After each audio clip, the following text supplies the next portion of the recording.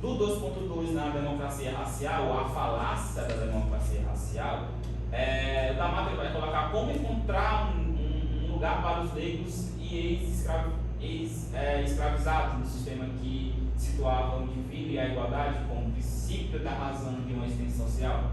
Então, como é que eu vou me colocar dentro dessa sociedade se eu não tenho um lugar propriamente dito, né? Então, essa ideia de raça é seguramente a mais eficaz de dominação social no mercado dos últimos 500 anos, que a gente vai falar. Lembrando que ele vai pegar também de referência latino-americana, então ele fala também dessa realidade.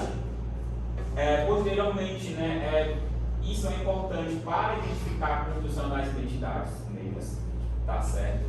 E vai se conflitar com a identidade nacional, né? Carolina Munano vai falar que a formação da identidade nacional do Brasil recorreu a métodos eugenistas, visando o embranquecimento da sociedade.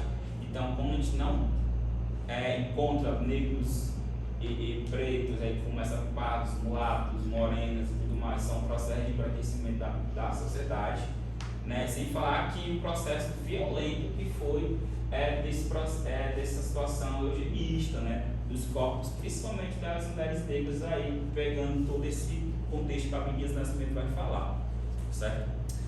No capítulo 3, que é Fortaleza para Brancos e Favela para Pretos, a gente vai se adentrar mais nesse contexto da formação do espaço urbano de Fortaleza, como a disciplinação do espaço urbano da capital cearense a final do século passado, né, estava relacionada a reajustamento social das camadas populares. Então, Sebastião Garoponte vai falar desses purgatórios urbanos, que eu vou falar mais um pouquinho na frente. A Fortaleza Belle Époque, uma fortaleza francesa, afrancesada, né, tudo mais, que vai aparecer dentro de uma segregação socioespacial, que é a separação, né, de diferentes áreas do território urbano. Ou seja, vai aparecer agora, né, a separação de fato dos territórios de uma classe dominante e dos territórios da galera que não tem, do povo que não tem essas condições para ficar nos espaços com melhores condições.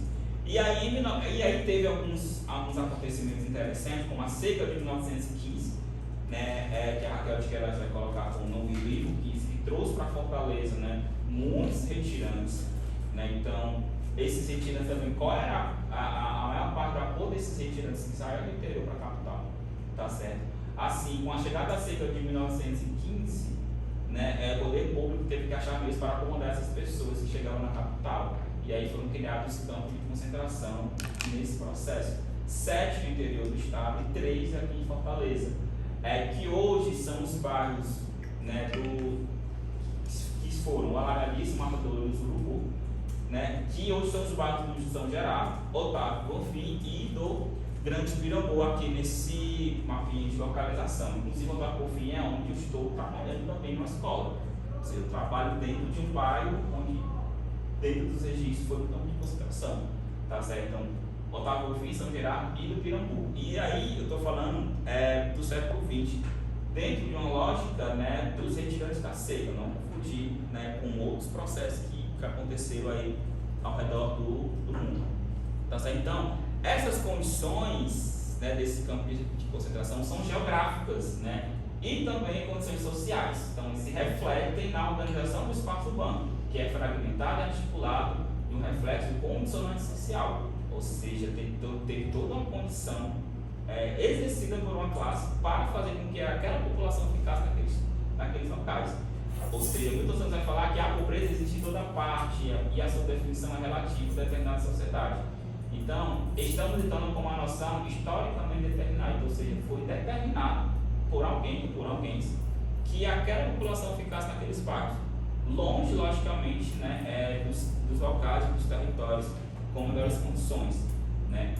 E aí, a Grávida Quilombola vai falar também que essa divisão geográfica resulta da coreografia racista, que pode ser vista como uma fronteira ou membrana entre os mundos, né, dos superiores, dos inferiores, do que é aceitável e do que não é aceitável, do que é bom, do que é mal, nós e eles e tudo mais. Então, todo esse processo que vai se dar durante esse século XIX e XX, né, aqui em Fortaleza. que aí faz iniciar os processos de início das favelas. E aí o IBGE fala como favela que é um conjunto constituído de no mínimo 51 unidades habitacionais, barracos, casas, carentes, em sua grande maioria de serviços públicos. Né? E o Corrêa vai falar que a evolução da favela ela é progressiva da urbanização até se tornar-se um bairro popular, tá certo? Passando dos moradores do próprio bairro, tá certo? E essa qualificação das moradias, elas vão melhorando através dos próprios moradores. Não tem pelo menos não, da maior parte, não tem uma ação externa do Estado para melhorar essas condições das moradias, né? E tudo mais. E aí essas, dentro do 3.1, que são as cicatrizes que mostram para a existência, que eu já falei nas práticas, essas práticas culturais, ou seja, na evolução da favela, também vai se configurando as práticas culturais que a população negra fazia em Fortaleza durante o século XX, né, desse processo de territorialização do espaço urbano. Então, essas apropriações da cidade colocam em evidência as identidades como forma de marcar o território. Ou seja, o terreiro é uma forma de marcar o território, uma festa africana é uma forma de marcar o território, tá certo? Então, como essas práticas culturais. Ou seja, a formação dos territórios, das territorialidades negras, dos bairros de Fortaleza se configuram numa relação de espaço-tempo, trazendo à tona fatores de desigualdades sociais. E aí aqui a gente tem o mapa do Índice de Desenvolvimento Humano, tá certo? IDH. Os bairros em azul são um dos melhores IDHs, que é o Índice de Desenvolvimento Humano, que vai medir educação, longevidade e a renda. Pode passar. Né? Ou seja, os melhores IDHs estão concentrados numa área onde foi praticamente ali aplicada a Fortaleza Belo Horizonte, tá certo? No centro da cidade, nos bairros inclusivos. E nos bairros com a população negra, onde tem os piores IDHs. Tá certo? Que inclusive um bairro onde eu morei, o Parque dos Irmãos, e o bairro onde eu estou morando, que é a Grande Portugal. Ou seja, e eu dei aula no bairro de Fátima, que é um bairro ali de classe média barra alta. Ou seja, eu saio de uma zona de perigo, podemos dizer assim, vou para um espaço de classe média a alta e volto para a periferia. Esse é o meu trânsito feito na cidade, ou seja, é perceptível que existe uma configuração para esse rolê desse processo. Né? Aqui é o mapa da população negra, ou seja, ele praticamente casa com o mapa do IDH, né? Porque a maior parte da população negra está nas periferias, onde curiosamente os bairros que têm os menores IDHs. Então, a periferia tem uma pouco, tá certo? Que curiosamente são os bairros também mais populosos. Ou seja, menores IDHs, mais populosos e tem a maior parte da população negra, certo?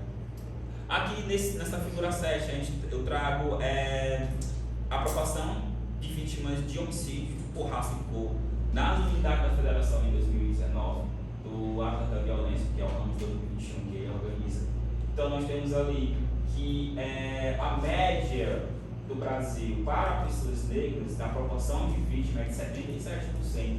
E aqui o nosso estado é de 93%, é acima da média nacional. Claro que não existe negro no Ceará. Se a gente está caindo logo, vai ter um momento que a gente não vai ter, literalmente, tá certo? E aqui eu trago um percentual, tá certo, sobre as pessoas vítimas de agentes estatais no Ceará em 2020, né, mortos pela polícia, né, entre negros e brancos, tá certo? A proporção é bem maior, né, para as pessoas negras, certo? Então, e essas cicatrizes são esses gráficos, né, essas tabelas que eu coloquei, né, que tem um viés racial nessas mortes. E essa densidade desses homicídios, segundo o IPET de 2015, vai falar que são grandes bairros da capital, que é o Grande Bom Jardim, que é o bairro onde eu estou morando, Grande Portugal, Timbaú, Floresta, Pirambu, Cabrita, Pamplona, tá certo? São regiões onde tem maior índice de violência. E o bairro onde eu morei, o Passaré, ou seja, são os bairros que eu morei, estou morando e estão nesses dados. E o bairro onde eu trabalho não está dentro desses dados de homicídio, certo? Então, todos esses processos a gente necessita romper com esse processo agregador, porque a gente está falando de uma cidade colonizada, e do colonizador, que o Fanon vai colocar. Então, esse espaço agregador cria cicatrizes e viram corpos negros nos trânsitos diaspóricos no espaço urbano da capital do Ceará. Chegando no último capítulo, no capítulo 4, os marcadores das africanidades, né, ou seja, esses marcadores das africanidades eles emergem com a possibilidade da população negra resistir e também existir na cidade, tá certo? Mesmo em periferias onde vivenciam o descaso e a violência por parte de quem detém o poder. Então, esses aspectos eles carregam muito a luta e a afirmação de praticamente todos os movimentos negros que insistem em querer sempre afirmar a identidade negra no Brasil. Então, os marcadores eles constituem as confirmações da existência de práticas negras. Os marcadores são confirmações desse processo, tá certo? E aí romper com essa descolonização, ela não é fácil, como o Fanon vai colocar, tá certo? E mexe com um objetivo também de uma nova linguagem para uma nova humanidade, tá certo? Que as forças efetivas no território, que nas nossas territorialidades, e aí eu já coloco a função do meu corpo negro, que ele não separado do sujeito na emancipação do corpo negro, tá certo? Que se diz respeito a processos de vivência, saberes produzidos, e o corpo negro ele tem um suporte e monta outras sabedorias, como um inventário que molda e propulsiona as invenções, que o filho vai colocar no seu livro da Pedagogia das Encruzilhadas. E aí, dentro do professor de Geografia e tudo, tem a própria lei, né, 10.645, a 11.645/2008, né, e a 10.000 também, que vão tornar obrigatório esse ensino da história cultural afro-brasileira. Então, o meu corpo dentro da escola já é um marcador por estar usando a lei, dentro de uma escola que está localizada no bairro de classe média, né, e tudo.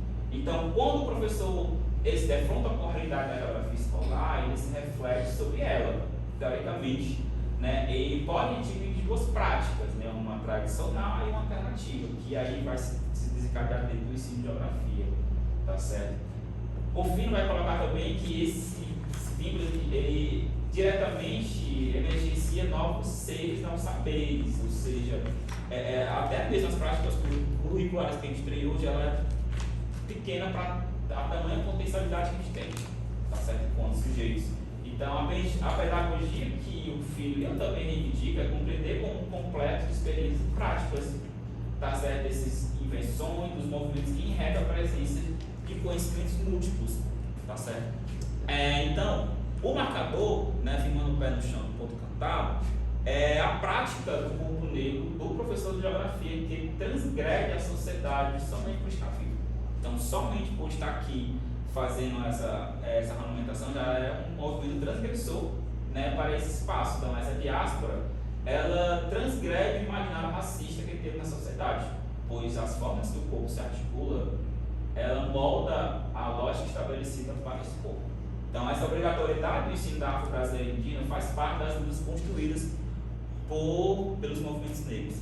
Então, essa também é uma lógica, né, da macumba, porque a ciência é uma ciência da amarração e dos múltiplos saberes. Então, a gente está trabalhando também com saber. Então, é assim que ela é versada no segredo da Jurema, com os catibós, torés, baçuês e cantarias. Então, é reivindicado também como o terreno como prática, como produtor de conhecimento. Então, essa pedra já foi lançada, né, pela produção do conhecimento, que ela não é igual a dos espaços de educação formais e não formais. Tá certo? Então, aceitar essa pluralidade é reconhecer que a população de terreiros, a população negra, né, tem suas próprias formas de estudar e de ver o mundo por meio da inventaria real. Tá certo? Então, é isso que a gente também reivindica, por meio, deixando aí uma encruzilhada de ideias para serem formuladas, né, na contemporaneidade. Nas considerações finais, tá certo? A população negra foi historicamente colocada, né, por muito tempo as margens da sociedade. Então, esse discurso no Ceará que não existe negros, né, contrapõe com os dados do IBGE, né, que a gente tem uma marca da formação socioespacial negra bastante efetiva aqui no espaço, E aqui eu não falo de uma história dos vencidos, mas sim de uma população que está sempre na luta. E a nossa existência é a prova que o nosso povo não perdeu, né? Então, a forma de apagamento histórico citada por Clóvis Moura, Beatriz do Nascimento, entre outras pessoas do trabalho, evidencia como foi perverso o modelo de genocídio praticado no nosso país. Que é no momento que a gente não se reconhece como pessoa negra, o processo está andando e é marcante, e formam cicatrizes, né? Então,